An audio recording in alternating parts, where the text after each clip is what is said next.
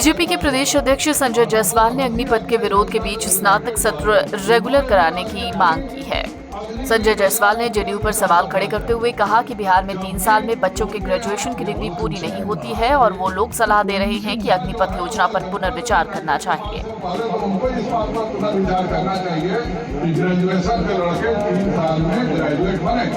आज 2019 का लड़का जो है सेकेंड ईयर का परीक्षा नहीं दिया, जबकि अग्निवीर स्कीम जो है 22 साल में एक लड़का को आर्मी का ट्रेनिंग 10वां पास लड़का है तो 12वां पास उसको करेगी।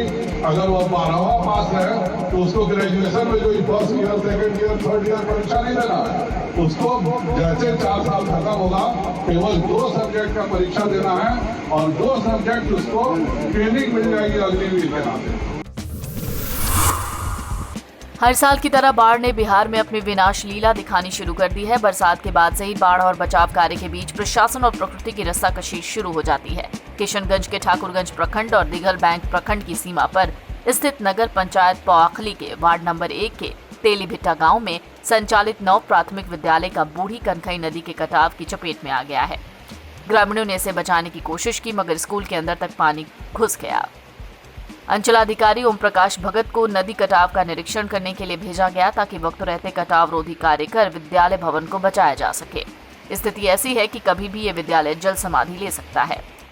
अभी हमको मालूम हुआ कि यहाँ के जो शिक्षक जो हैं प्रधानाध्यापक महोदय के द्वारा इनके द्वारा बतलाया गया कि ये अपने विभाग के डीओ और साथ ही डीओ को इनकी सूचना दी गई है। ये बतला रहे हैं, जैसा कि बतला रहे हैं, अभी ये कुछ दिन पूर्व में ही दिया गया था और हमको अभी वही कल हम इस पे देखे थे फोटो के माध्यम से, तो वही कल शाम हो गई थी जिसके चलते हम आ नहीं पाए और अभी हमको ये हुई तो फिर हम आए हैं और इसकी सूचना हम अभी तुरंत वैसे हम डीएम सर को व्हाट्सएप के माध्यम से देंगे। अभी डीएम सर तुरंत वो चले गए, उनको भी आना था लेकिन उनका इसलिए नहीं ले आ पाए कि कोचाधामन में थोड़ा सा अर्जेंट कुछ उनका मीटिंग है जिसके चलते सर एक तरह से सारी डिटेल्स हम अभी देंगे उनको, तो तुरंत देंगे व्हाट्सएप पे।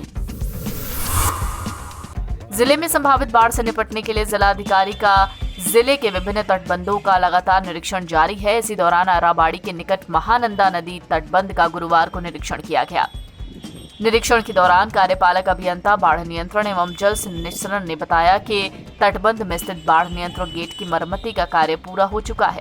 उधर महानंदा नदी तटबंध के कुछ जगहों पर रेन कट बने हुए मिले, जिसे देखकर कार्यपालक अभियंता बाढ़ नियंत्रण और जल निस्सरण किशनगंज को संबंधित अभियंता के माध्यम से मरम्मती कराने का डीएम श्रीकांत शास्त्री ने निर्देश दिया। बिहार में एक बार फिर बदनामी हुई है। इस बार बदनामी की वजह पैसे उगाही घूसखोरी नहीं बल्कि इससे ज्यादा शर्मसार करने वाली घटना है। दरअसल थाने में पदस्थापित एक महिला सिपाही के साथ रेप करने की कोशिश की घटना है, वो भी थाना परिसर में। बड़ी बात यह है कि इस घटना को अंजाम देने वाला कोई मनचला मुजरिम या कोई आम आदमी नहीं है, खुद खाकी में छिपा खाकी को बदनाम करने वाला शख्स है। ये शख्स इस थाने का ही मुंशी है जिसने इस तरह की घिनौनी वारदात को अंजाम दिया। मामला बिहार के खगड़िया जिले के महेशखूट थाने का है। घटना में ड्यूटी पर तैनात मुंशी की नीयत ऐसे बिगड़ी कि वो रात में सीधे लेडी कांस्टेबल के कमरे में झांक घुसा। इस घटना की शिकायत महिला सिपाही ने की है और मुंशी अजय कुमार को गिरफ्तार कर जेल भेज दिया गया है। महिला सिपाही द्वारा थाने में आरोप लगाया गया कि वो अपने कमरे में सोई हुई थी तो साक्षर सिपाही उनके कमरे में जाके उनसे छेड़खानी की है और दूसरे पक्ष द्वारा साक्षर सिपाही द्वारा आवेदन दिया गया जिसमें आरोप लगाया गया कि ड्यूटी सुनाने के लिए वहाँ बैठे हुए थे, पहले से भी ड्यूटी सुनाते थे सबको जाने के लिए। इसी को लेकर वो हमको डंडे से वो और उसकी माँ मारपीट की। दोनों का एफआईआर दर्ज कर दिया गया है। साक्षर सिपाही को जेल भेजा गया है और उनको 41 का नोटिस देके महिला सिपाही को जेडीयू के ऊर्जा मंत्री विजेंद्र यादव पार्टी कार्यालय में पत्रकारों से मुखातिब हुए। उन्होंने महाराष्ट्र में राजनीतिक उठापटक और बीजेपी के मिशन लोटस के सवाल पर जवाब दिया। कहा कि बीजेपी के साथ बिहार में महाराष्ट्र वाली स्थिति नहीं है, वो महाराष्ट्र ये बिहार है। वही उन्होंने आरसीपी सिंह पर पूछे गए सवाल पर कहा कि जो पार्टी में रह रहे पार्टी विरोधी काम करेगा वो निकाला जाएगा।